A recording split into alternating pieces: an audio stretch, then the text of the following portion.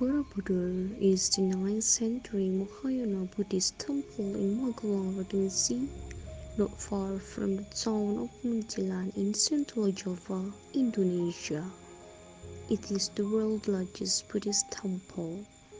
The temple consists of 9 stacked platforms, 6 square and 3 circular, topped by a central dome. It is decorated with 2,672 relief panels and 504 Buddha statues. The central dome is surrounded by 72 Buddha statues, each sits inside a perforated stupa. Built in the 9th century during the reign of Sailendra dynasty, the temple design follows Javanese Buddhist architecture, which blends the Indonesian indigenous cult of ancestor worship and the Buddhist concept of attaining nirvana. The temple demonstrates the influence of Gupta art that reflect India's influence of the reign. Yet there are enough indigenous scenes and elements incorporated to make Borobudur uniquely Indonesian. The monument is a shrine to the Lord Buddha and a place for Buddhist pilgrimage. The pilgrim journey begins at the base of the monument and follows a path around the monument, ascending to the top through 3 levels symbolic of Buddhist cosmology. Karmadhatu, the world of desire, Rupadhatu, the world of forms, and Arupadhatu, the world of formlessness. The monument guides pilgrims through an incentive system of stairways and corridors with 1,460 narrative relief panels on the walls and the balustrades. Borobudur is one of the largest and most complete examples of Buddhist reliefs in the world. Evidence suggests that Borobudur was constructed in the 9th century and subsequently abandoned following the 4th century decline of Hindu kingdoms in Java and Javanese conversion to Islam. Worldwide knowledge of its existence was sparked in 1814 by Sir Thomas Stafford Raffles.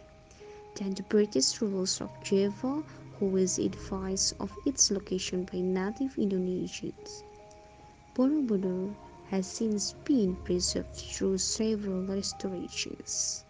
The largest restoration project was undertaken between 1975 and 1982 by the Indonesian government and UNESCO, followed by monuments listing as a UNESCO World Heritage Site. Borobudur is the largest Buddhist temple in the world and ranked with Pagon in Myanmar and Angkor Wat in Cambodia as one of the great archaeological sites of Southeast Asia. Borobudur remains popular for pilgrimage, with Buddhists in Indonesia celebrating Vesak Day at the monument. Borobudur is Indonesia's single most visited tourist attraction. In Indonesian, ancient temples are referred to as candi. Thus, Raffles refers to Borobudur temple as Candi Borobudur. The term candi also loosely describes ancient structures, for example gates and baths. The origin of the name Borobudur, however, are unclear, although the original names of most ancient Indonesian temples are no longer known. The name Borobudur was first written in Raffles' book on Javan history. Raffles wrote about a monument called Borobudur, but there are no older documents suggesting the same name. The only old Javanese manuscript that hints a monument called Budur as a holy Buddhist sanctuary is Nagara Retagama, written by Empu Prapanca, a Buddhist scholar of Majapahit court. in 1365. Most Chandi are named after nearby village. If it follows Japanese language convention and was named after the nearby village of Bor, the monument should have been named Budur Boro. Raffles thought that Budur might correspond to the modern Javanese word Buddha ancient. For example, ancient Boro. He also suggested that the name might derive from Boro, meaning great or honorable, and Budur for Buddha. However, another archaeologist suggests the second component of the name Budur comes from Javanese term Budahara, mountain. Another possibility, etymology by Dutch archaeologist A. J. Bernes Kemper, suggests that Borobudur is a corruptly simplified local Javanese pronunciation of Biara Buduhur, written in Sanskrit as Vihara Buddha Uhur. The term Budahar Uhur could mean the city of Buddhas, while another possible term Buduhur is probably an old Javanese term, still survive today in Balinese vocabulary, which means a high place, constructed from the stem word duhur or luhur, high. This suggests that Borobudur means vihara of Buddha located on a high place or on a hill. The construction and inauguration of a sacred Buddhist building, possibly a reference to Borobudur, was mentioned in two inscriptions, both discovered in Kedu, Temanggung Regency. The Karang Tengah inscription that 824 mentioned a sacred building named Jinalaya, the term of those who have conquered worldly design and reached enlightenment. Inauguration by Pramodawardhani, daughter of Samaratunga. The three tebusan inscription that 842 is mentioned in the Sima, the tax-free lands awarded by Kri Kahulunan Pramodawardhani to ensure the funding and maintenance of a Kamulan called Bumisambara. Kamulan is from the word Mula, which means the place of origin, a sacred building to honor the ancestors, probably those of silent race. Taman Pintar Yogyakarta is a tourist vehicle located in the center of Yogyakarta city, precisely on Jalan Panembahan nomor Senopati 1 until 3, Yogyakarta, in the Fort Brevage area. This park combines recreational and educational tourist attractions in one location. Taman Pintar has a playground as well as education facilities which are divided into several zones. Direct access to the ex-shopping center book center also adds more value to Taman Pintar. This recreation area is very good for children in their infancy. Since the explosion of the development of science around the 90s, especially information technology, in turn has brought human civilization into an area without limits. The development of science is something to be thankful for and certainly promises possibilities for improving the quality of human life. Facing the reality of such world development and a manifestation of concern for education, the Yogyakarta city government initiated an idea for the development of smart park. It is called Taman Pintar because in this area, students from preschool to high school can freely deepen their understanding for subject matter that has been received at school and at the same time be creative. With the Smart Park development target is to introduce science to students from an early age. Further expectations of the creativity of students continue to be sharpened.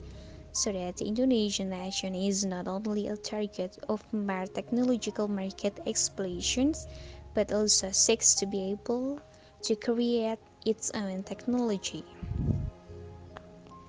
The smart park building was built in the former shopping center area, taking into consideration the continued close link between the smart park and the functions and activities of the surrounding buildings such as Taman Budaya, Banteng Villages, military societies, and Gedung Agung. Relocation of the area began in 2004, followed by passes. Pass 1 development is the playground and West Parkwood Building and East Parkwood Building, which was inaugurated and soft opening 1 on May 20, 2006 by the Minister of National Education, Bambang Sudibyo.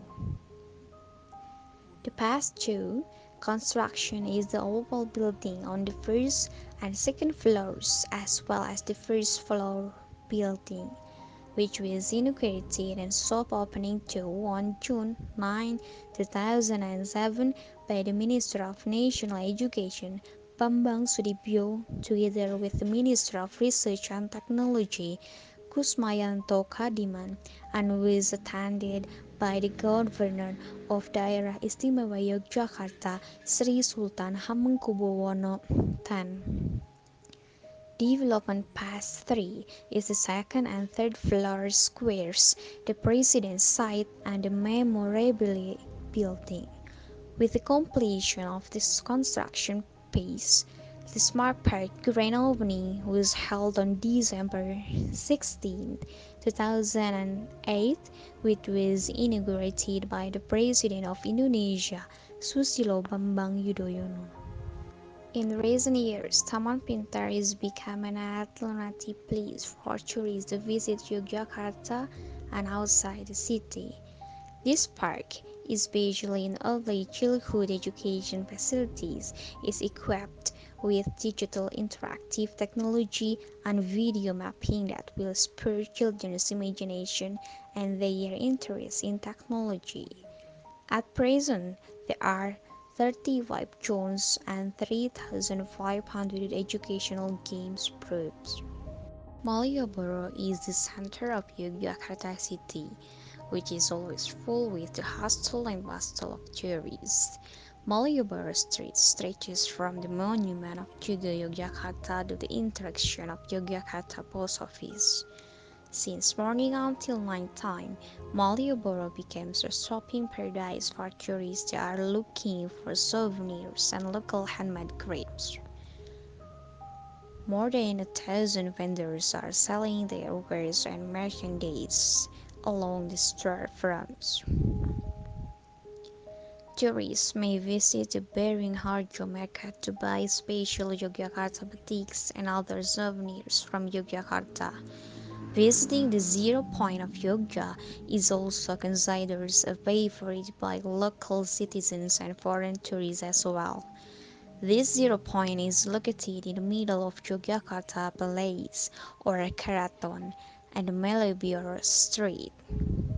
Usually, the zero point becomes a place to hang out, spend time, and take pictures. The zero point is also surrounded by former Dutch colonial buildings which make this place look more unique, especially when paired with the unique light of Yogya.